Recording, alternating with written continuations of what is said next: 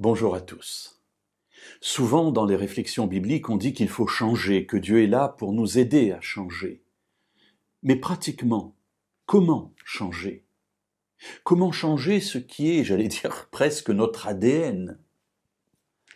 Alors oui, bien entendu, la Bible nous dit que seul Dieu peut changer notre cœur.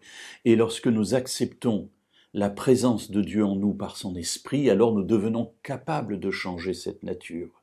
Mais pour autant, pratiquement, comment faire? J'aimerais lire avec vous un conseil que l'apôtre Jean nous donne dans sa 3e lettre. Au chapitre 1er, il n'y en a qu'un d'ailleurs, et au verset 11. Bien-aimés, n'imite pas le mal, mais le bien. Celui qui fait le bien est de Dieu. Celui qui fait le mal n'a pas vu Dieu. Alors c'est intéressant parce qu'il va nous donner ici un conseil très pratique.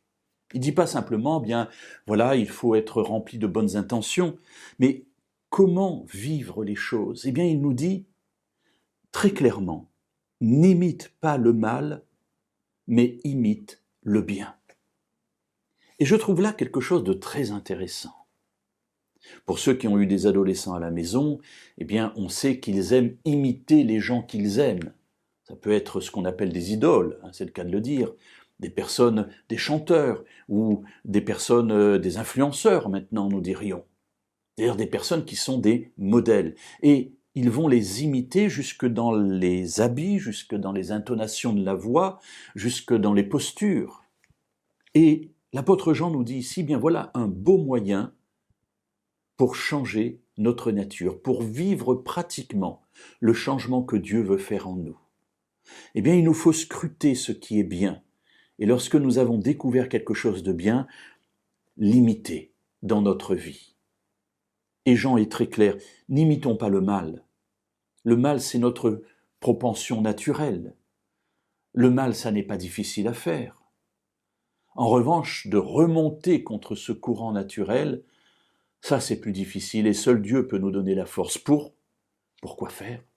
Pour imiter le bien.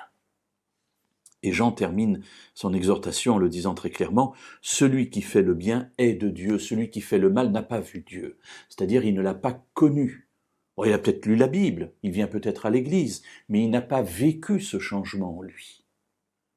Celui qui vit le changement que Dieu veut accomplir en lui, eh bien, c'est celui qui imite celui qui est bien, c'est-à-dire Dieu lui-même.